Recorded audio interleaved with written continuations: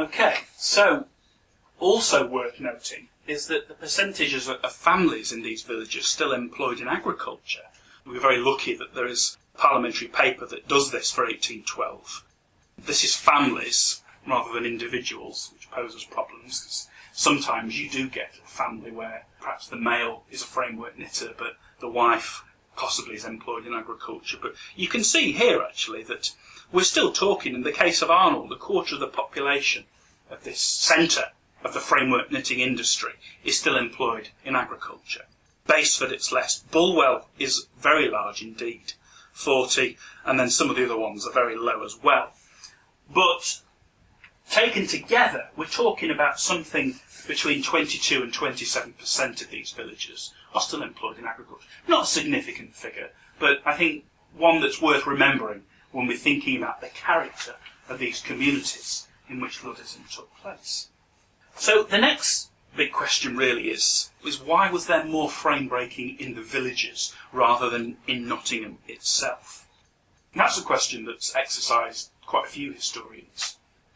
One argument says it's not surprising you witness more frame breaking in the villages because this is where the lesser paid branches of the framework knitters are concentrated, the coarser branches, rather than those making the most fancy of goods, which are concentrated in Nottingham.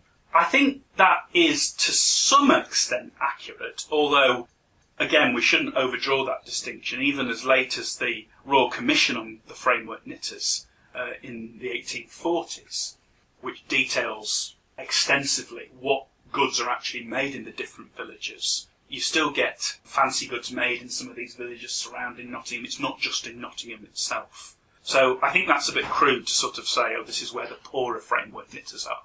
Only in the most extreme of generalities does that hold true.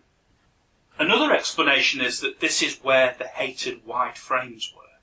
Some of you will know, of course, the types of frames that really exercised the wrath of Luddites were not the traditional narrow frame ones, but the wide frames. Essentially, wide frames are of more recent origin. They are not new in 1811.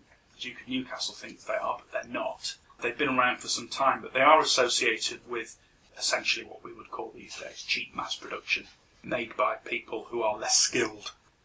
Now, there is more evidence of Luddites breaking those kinds of frames, but they didn't just break those types of frames. There are narrow ones that are broken as well, which, again, I don't think has been emphasised enough in some of the traditional literature on this subject. So, yes, there are more wide frames in the villages, but there are also wide frames in Nottingham itself. Possibly explains again why you see frame breaking in both kinds of places. I think the more convincing reason, to my mind, why there is more frame breaking in the villages rather than the town itself is that it's much more difficult for the authorities to police these village communities than it is in Nottingham itself. As soon as troops arrive, of course, it becomes difficult, though not impossible, for frames to be broken in Nottingham. Now, what you see in the surrounding villages is small detachments of troops placed in a village, usually at a single location. But if you go back to these maps that I showed you, if you think about somewhere like Hucknall Torkard, even if you've got troops and a magistrate based in one of these houses, it's going to take them a while before they can get to the other end of the village. And this is what you actually see, that Luddites are conducting virtual lightning kind of attacks and then disappearing into the fields before the troops can even get there. That's much more difficult to do in Nottingham because there are less places to hide without drawing attention to yourself. You can't run into someone else's house and hope that they're going to shield you. They might do, but they might not necessarily. So that is part of that reason that essentially these are still kind of ungovernable communities. Not the case in Nottingham, where you get the largest concentration of troops. Now, another argument, and one that I think there is some mileage in, says that trade unionism, the tradition of the knitters combining to improve their lot, this was actually much more weakly developed in the villages than in Nottingham itself. It's not a coincidence, to my mind, that when you do see running parallel and oscillating between Luddism and the parliamentary campaign in 1812, conducted by Graydon Henson, of course, and Thomas Large, people like that, to campaign for parliamentary regulation of the framework knitting trade, they get much less support from the knitters in the villages surrounding Nottingham. In fact, there are letters where Large and Henson complain about the lack of support from the knitters in the villages. Now, of course, this is grist to the mill of what Thompson famously called historians who write from a Fabian perspective, the idea that the Luddites really should have realised that the way forward to achieve reform is through trades unions and through a parliamentary Labour Party. We should slap the wrists of the Luddites for not realising this. Well, I think the Luddites of the villages can be excused for not going down this track, because as one of them writes back to Henson, you don't really seem much concerned with our branches of the knitting trade. Most of you actually bang on about lace, which is a much more recent and better paid branch of the hosiery trade than the ones that we're employed in. So it's not a surprise, I think, that these Luddites, that these framework knitters in the villages are more willing to break machines, because they don't see trade unionism as being a movement that represents their interests to the same degree that it does for those better paid and skilled branches in Nottingham itself. Recently, in a great collection of letters written by the Luddites, Kevin Binfield has made much of this royal charter that was granted to the framework knitters by Charles II in the 1660s. And for him, this really codifies why Luddism in Nottinghamshire was a much more moderate and less violent movement than it was in the West Riding and Lancashire. Because he says the key difference is the textile workers in Nottinghamshire are protected by this royal charter. And even though that charter, the terms of it, are not being fulfilled, there is this tradition of a protected piece of legislation, where he says in the north, the workers don't have that. So that's why they're more violent, because they've not got any sort of established constitutional mechanisms for working through. Again, though, it's worth emphasising that this charter is a dead letter, a phrase that's actually used in the parliamentary inquiry on framework knitting in 1812. The charter is a dead letter, and nowhere more so than in the villages, rather than in Nottingham. Why is it a dead letter in the villages? Because this is where, to some extent, the cheaper branches of the framework knitting trade are. In the buoyant years of framework knitting in the 18th century, when everybody's happy, because knitters are, although it's a hard life, they are still making ends meet. There's been a massive expansion of the trade. That couldn't have taken place if the charter had been properly in place, because it stipulates things like a master is only allowed 2 apprentices at one time. Work must be made to a certain specification, and if it's not, officers of the company are empowered to go in and cut up spurious articles. It doesn't say anything about breaking machines, but Luddites, of course, do say we are empowered by the charter to break these frames, which they know is a bit of a specious argument, but it's ambiguous enough. But this charter is a dead letter in the villages. I think one other thing that really perhaps sours relations even more in the villages between masters and men than, say, in Nottingham, is the role played by the middleman in the small villages. Again, I'm going to need to tell you something a little bit about the organisation of the hosiery trade.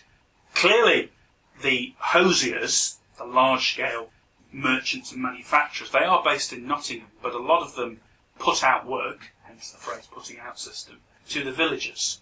Now, for the framework knitters in the village to be able to make their stockings or whatever else, they need to get the material, the raw material, from the hosier's house in Nottingham. And then when they finish making it, it needs to be returned to the hosier's house. Some of the knitters actually do this themselves. And in fact, one way we know that Luddite connections were formed was because of village knitters going into town once a week, speaking to friends along the way, calling at public houses, organising raids. But a lot of them traditionally relied on the middleman, someone who is contracted by the hosier to take the raw material out to the villagers and then bring it back at a premium.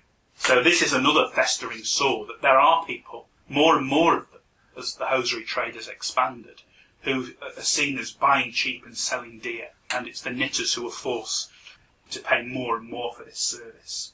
They also have to pay frame rents, whether or not the machines are being used. A lot of them, the knitters don't own their own frames, they rent them from the hosiers. Now, again, in good times, paying a frame rent is fine. It means essentially that it's not your property. If it breaks, you might not have to pay for it to be mended. Although in lean times, of course, the fact that you've still got to pay these frame rents is particularly burdensome if you're not making very much money. And we know that an average knitter's wage at this time was something like 7 shillings, which really is towards the bottom end of earnings at this time. That's less than agricultural labourers were possibly earning in the south of England. Of course, their wages are famously being supplemented by the Speenhamland system, poor relief systems that essentially are tied to the price of bread. So if their wages are too low, the poor law essentially makes up the difference.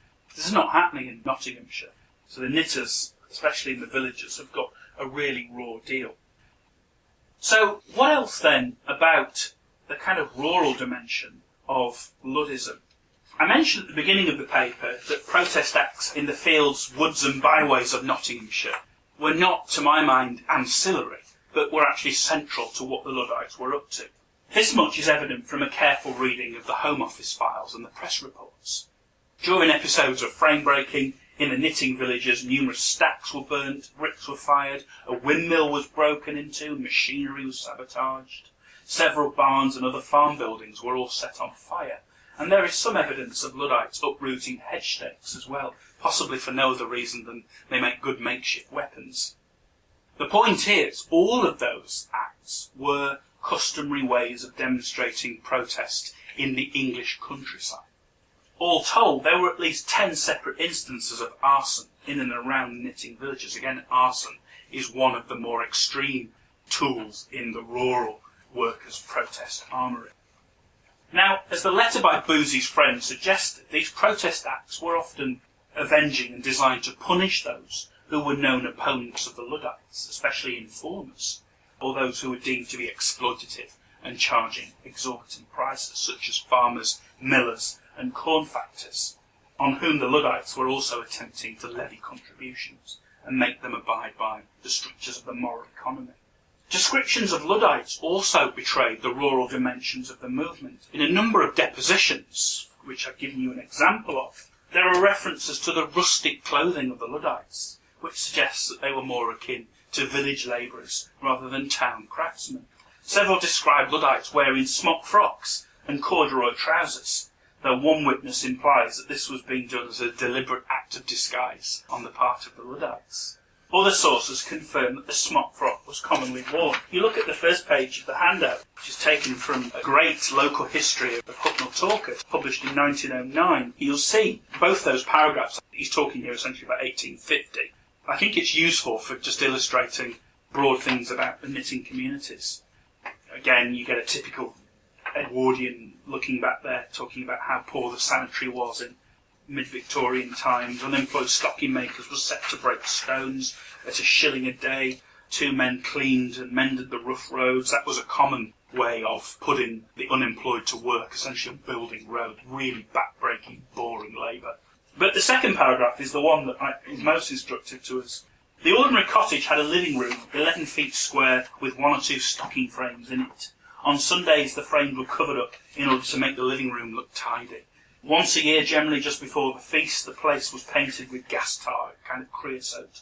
The men thought much of a suit of corduroy, a fustian or velveteen, and the smock frock was commonly worn. Biddy Bradbury, obviously a woman of local renown, was famous for the smocks she made. Women wore prints, ginghams, checkered cloth, and soft bonnets. Food was dear, a sheep's head being a much prized dish, and stuffed plug. It's the heart, liver and windpipe of the slaughtered animal was a relish, because the people were forced to be vegetarians most of the week. Cottage rents were varied from 1 shilling and tuppence to 2 shillings per week, and man, cock and dog fights were all common amusements. And again, that last sentence is illustrative of the kind of rough culture and traditional folklore that still characterised these knitting villages, even by the mid-19th century. That we're not talking about communities or a group of workers who were what we would see as being more modern and engaging in rational recreation that the Victorians so prized. These have still got much more in common with the culture of the 100, 200 years before Luddism than they do with the culture that comes afterwards, it seems to me.